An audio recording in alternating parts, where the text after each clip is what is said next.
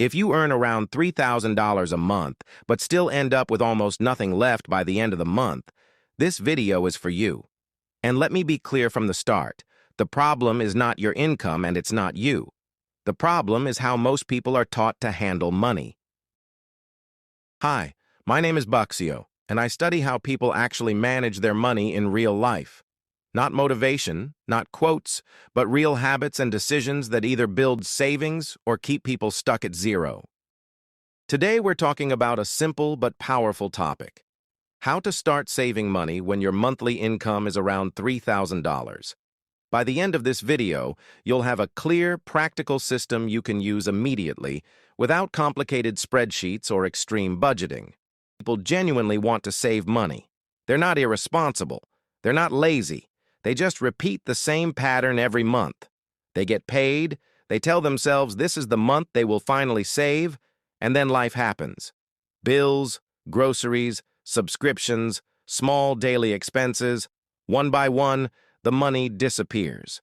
And at the end of the month, there's nothing left. At that point, most people draw the wrong conclusion. They assume they don't earn enough. But the truth is, people making $5,000, $7,000, or even $10,000 a month often struggle with the exact same problem. Because saving is not about how much you make. It's about when the decision is made. The biggest mistake people make is trying to save at the end of the month. They save whatever is left. And most of the time, nothing is left. Money needs a place and a purpose. Otherwise, it will always find a way to be. Let me give you a real-life example.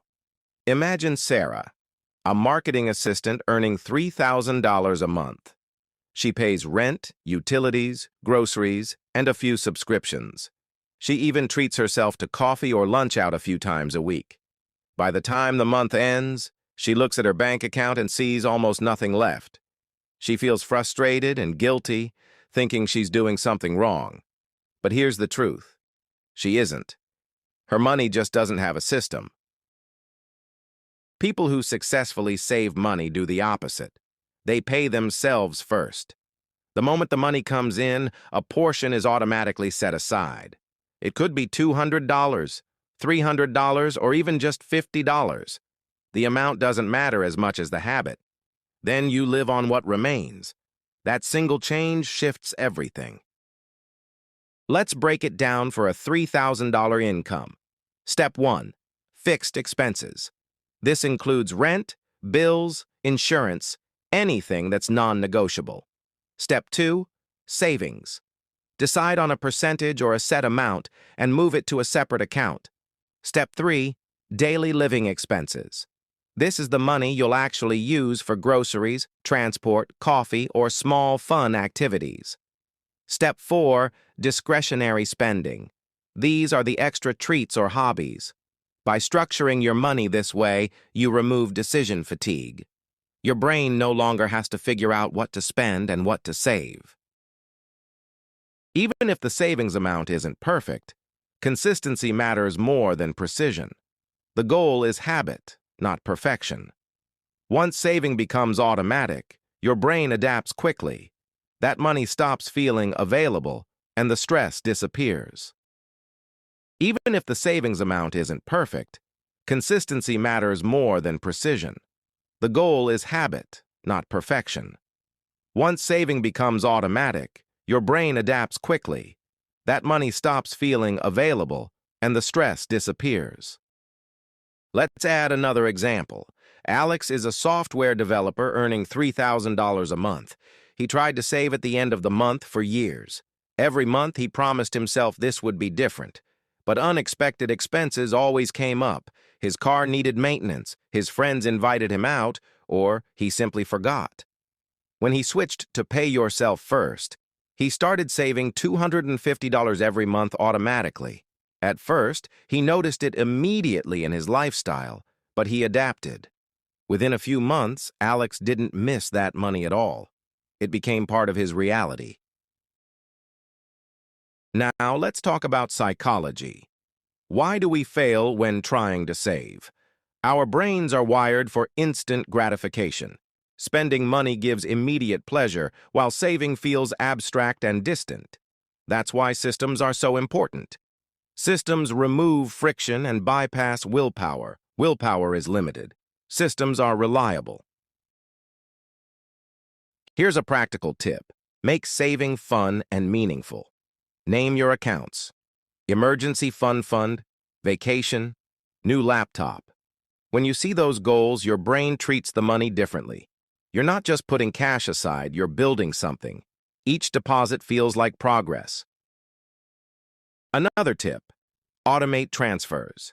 Schedule your savings to move immediately when your paycheck arrives, out of sight, out of mind. Also, automate bills so you never accidentally pay late fees. Use cash envelopes for discretionary spending. These small habits might seem trivial, but they make a huge difference over time. Let's consider lifestyle choices. Eating out, subscription apps, small daily luxuries.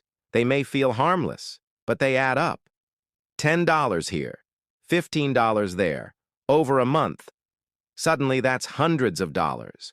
Recognizing these patterns allows you to make conscious choices without feeling deprived. Here's a story. Maria loves coffee. She spent $4 every workday at a cafe. That's about $80 a month. She switched to brewing coffee at home and saved over $900 a year. It wasn't about restriction. It was about redirecting money toward her goals. Small changes compound. Consistency matters more than perfection. Saving a little each month builds a habit and changes your mindset. You start seeing money as a tool, not something that disappears as soon as it arrives. Even if you save $50 one month and $100 the next, the habit of saving becomes stronger.